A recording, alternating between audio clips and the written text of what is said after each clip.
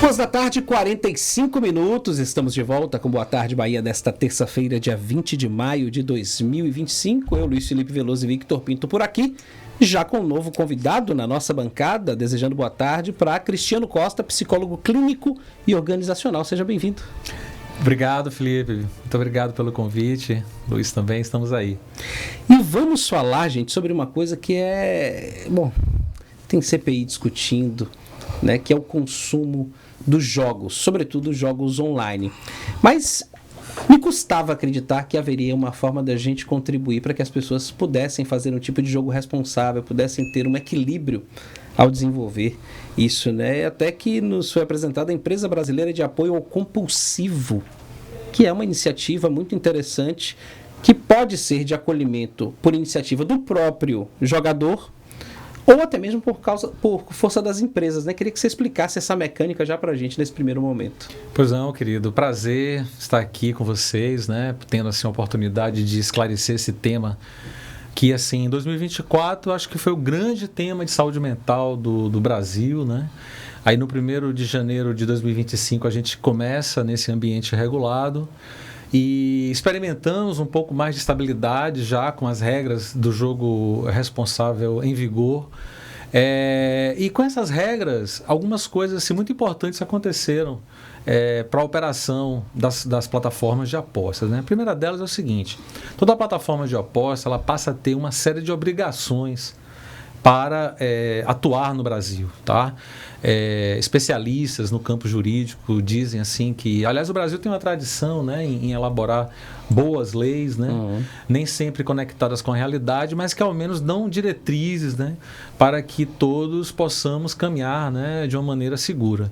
Então, a portaria do jogo responsável, chamada portaria número 1231 de 2024, do Ministério da Fazenda, da Secretaria de Prêmios e Apostas, ela faz um sem número de exigências, são 250 controles para que haja esse ambiente seguro para aquilo que ela chama de apostador com perfil de risco. Tá? Então, uma das coisas mais importantes é o seguinte: é preciso entender que o jogo responsável é uma cultura do jogo responsável. O que quer dizer isso? São valores, premissas, atitudes, né?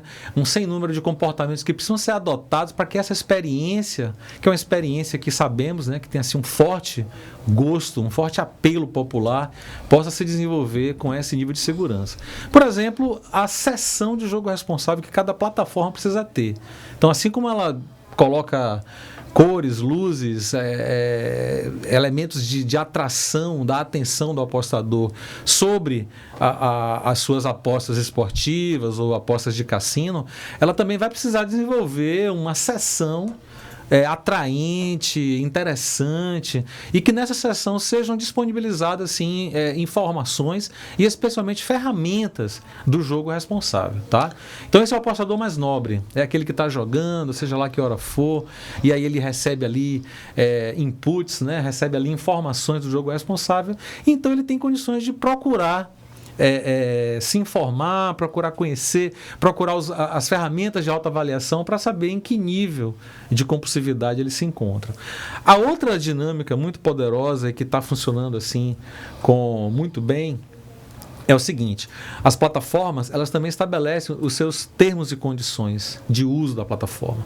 A Secretaria de Prêmios e Apostas faz exigências, né, iguais a todas as plataformas, mas essas exigências elas também permitiram uma ampla margem de criatividade, né, para que o setor jurídico, de compliance, a gestão, o marketing, a comunicação dessas plataformas possam ajustar essas ferramentas à sua própria estratégia de negócio, tá? Então, por exemplo, existem ferramentas que são básicas, como ferramentas de autobloqueio, ferramentas de limite de depósito. Eu digo o seguinte: só se prejudica aqueles que realmente não estão a fim de investir no seu autocontrole. Por quê? O apostador ele pode determinar, por exemplo, quanto é que ele vai depositar por mês na plataforma. Se ele tentar depositar mais do que aquilo que foi configurado por ele mesmo, a plataforma devolve o dinheiro para a conta do Pix dele cadastrada. Essas plataformas que hoje são consideradas regulamentadas, né? A EBAC Brasil só trabalha com plataformas autorizadas pela Secretaria de Prêmios e Apostas. Agora, tá? Cristiano, ainda sobre esse tema, você como psicólogo, a pessoa que está ouvindo a gente A gente ouve vários casos da pessoa que deixa de botar o pão de cada dia na mesa para até um bloqueio por parte do governo federal de utilizar o recurso do Bolsa Família ou de benefícios sociais através de cartão diretamente linkado a essas casas de aposta. Gente que toma empréstimo no banco para poder determinado bichinho aí dar a carta para poder fazer o jogo. Quais são os sintomas que a pessoa às vezes não se toca, não cai a ficha, que ela está partindo para um lado da compulsividade nos jogos de azar, principalmente? Excelente pergunta, Vitor, mas eu vou dar um passinho para trás para a gente compreender melhor a situação antes de falar especificamente sobre a sintomatologia do transtorno do jogo, né, ou do jogo patológico, que também vem sendo chamado, né, da ludopatia, tá? Veja bem, primeiro eu quero dizer o seguinte, que existem vários produtos e serviços na nossa sociedade que tem tremendo potencial compulsivo, tá? Tem aqueles clássicos, como por exemplo a bebida, o álcool, né? o tabaco, né? São elementos compulsivos clássicos que já convivem com a sociedade humana desde tempos imemoriais, né? Então, assim, você me faz uma pergunta que também pode ser feita para outros tipos de compulsividade. Então, por exemplo, existe aquele que não leva a comida para casa porque gastou na bebida. Existe aquele que não leva a comida para casa porque gastou aquilo ali pagando juros. Porque, por exemplo, olha que curioso, os empréstimos, o crédito, grosso modo, ele também é bastante, é um elemento bastante compulsivo. Eu duvido que o governo federal, com esse programa que desenvolveu, aí, o Desenrola Brasil, tenha apoiado em quase 50 bilhões de reais, acho que foi esse o número, 45, 50 bilhões, pessoas que simplesmente estavam querendo empreender ou que não estavam com muita renda. Não, essa grana de endividamento foi no consumo mesmo, em sua maioria das vezes. Você pode falar uma crítica de baixa renda, de pouca renda, mas assim, boa parte das pessoas, elas não tomam empréstimos para fazer planos de investimento, etc. Não, elas tomam empréstimo porque querem adquirir algum bem, algum consumo, e aquilo ali termina prejudicando, tá certo? Então, os sintomas da compulsividade são semelhantes na maioria dos transtornos, tá? Acontece que o transtorno do jogo é o único transtorno aditivo, né, como falamos tecnicamente, o transtorno que tem um potencial de vício, que não envolve o uso de uma substância psicoativa. Todos os transtornos dos vícios que estão no DSM, que é o Manual de Doenças Mentais, todos eles praticamente possuem uma substância. Um elemento, uma substância, né? Uma substância psicoativa ali envolvida. O transtorno do jogo é o único que não possui. Mas os sintomas são muito parecidos. Primeiro sintoma é assim uma espécie de excesso de pensamentos, excesso de intenções, excesso de motivação ao redor do vício. Então, assim como tem aquele sujeito que tem uma dificuldade com o álcool e ele passa o tempo todo pensando na hora que ele vai tomar a bebida dele, aquele que tem o transtorno do jogo é uma pessoa que começa a adquirir uma certa monotonia porque ele só pensa naquilo. Ele só fala naquilo, ele só fica pensando na próxima jogada. Então, esse é uma característica, assim, o excesso de pensamentos, né? O excesso de dedicação. Outra coisa passa também pelo aumento do número de horas dedicadas ao comportamento. No caso, o hábito que se transformou em vício. Então, são pessoas que começam a adentrar muitas horas, tá? Horas, inclusive, que deveria estar sendo dedicada ao sono, ou ao trabalho, ou aos relacionamentos, à família. Então, é um outro sintoma forte o sintoma do excesso de tempo investido. E, particularmente no mundo das apostas, o primeiro sintoma crítico é o endividamento. Tá?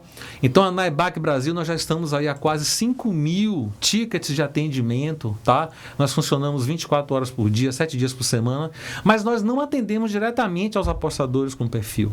O nosso cliente direto são as plataformas que também, por essa portaria do jogo responsável, ela foi obrigada, tá? Há duas coisas muito importantes que vale a pena a gente esclarecer aqui para os nossos ouvintes. Primeiro, ela foi obrigada ao rastreio do apostador com perfil de risco. A mesma lógica que se aplica a outras doenças tem que ser aplicada ao transtorno do jogo, que é o seguinte: não adianta você dar uma experiência de tratamento, ou de acolhimento, ou de psicoeducação fantástica. O importante é que a pessoa não adoeça. Pense na dengue, pense no chikungunya.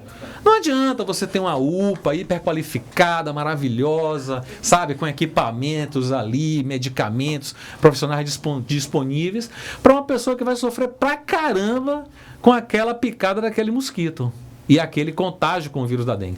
O melhor é evitar água parada, né? É não permitir que o mosquito aconteça. As políticas de prevenção. As políticas de prevenção. Então, nós que somos da área de saúde conhecemos bem esse raciocínio ou esse modo de fazer. Então, a maior política de prevenção que nós podemos aqui compartilhar com os apostadores é o seguinte: meu amigo, minha amiga, faça os seus ajustes no painel de controle que toda plataforma de apostas é obrigada pela portaria a oferecer aos seus apostadores. Então ajuste ali tudo. Ajuste seu tempo, ajuste seu volume de perda, seu volume de depósito. Faça seus ajustes. O que é que nós esperamos de uma pessoa compulsiva? Que ela tenha um autocontrole, não é isso? Sim. O que é que a gente fala? Beba com moderação. Né? Então, jogue com responsabilidade. A responsabilidade é você, ao se cadastrar numa plataforma, você recebe ali informações básicas, mas você precisa ir para o seu painel de controle para poder setar, ajustar o seu alto limite. Vamos deixar aqui a CompulSafe, né? O nome da ação. As pessoas podem encontrar mais detalhes onde? Nas plataformas digitais. Obviamente os clientes diretos, como você mesmo colocou, não são os apostadores, mas quem tem curiosidade de saber mais sobre a mecânica e do funcionamento do que oferece a EBAC, onde encontrar na internet? Vamos lá. Primeiro assim, a EBAC, né, empresa, como você disse, Empresa Brasileira de Apoio ao Compulsivo, né, ela nasce com o objetivo de fazer esse acolhimento, né, mas logo ela vê que esse acolhimento ele depende também de um comprometimento, né, das organizações com essa prática do jogo responsável, tá certo? Então, logo vimos a importância de criar um selo. Esse é o selo CompulSafe, que certifica pessoas e empresas no jogo responsável, tá? E aí, cada casa de aposta que está vinculada a gente, basta você ir na seção de jogo responsável, que é obrigado a ter na sua plataforma de apostas, e lá ver se o selo CompulSafe está aplicado, tá? Ok. Obrigado, Cristiana. A gente teria muito mais questionamentos, mas o tempo está apertado. Antes da gente encerrar aqui o Boa Tarde Bahia, a ADAB acabou de soltar uma nota, Sim. a Agência de Defesa Agropecuária da Bahia, que anunciou medidas reforçadas de controle e vigilância diante do surto de influenza aviária detectado em aves comerciais no município de Montenegro, no Rio Grande do Sul, que está em estado de emergência zoossanitária por 60 dias. A ADAB está intensificando ações de biossegurança e atendimento imediato a qualquer suspeita da doença aqui no estado da Bahia, tanto em aves domésticas quanto silvestres ou migratórias. O diretor Paulo Sérgio Luz da ADAB orienta que produtores comuniquem rapidamente casos suspeitos ao escritório da ADAB mais próximo da pessoa. Somente médicos veterinários estão autorizados a manipular aves com sintomas respiratórios, neurológicos ou em caso de mortalidade. Então é a nota que acaba de sair da ADAB diante desse caso que aconteceu no Rio Grande do Sul e tem chamado a atenção de todo o Brasil. Nós vamos ficando por aqui com o Boa Tarde Bahia de hoje. Mais informações, inclusive, sobre a EBAC, nós teremos ao longo da nossa programação amanhã no Jornal Band News também. Conosco, Maria Lorena Alves, eu e Victor Pinto. Então, você que nos acompanha até agora, uma ótima tarde. Até amanhã às 2 da tarde, aqui no Boa Tarde Bahia. Tchau, tchau.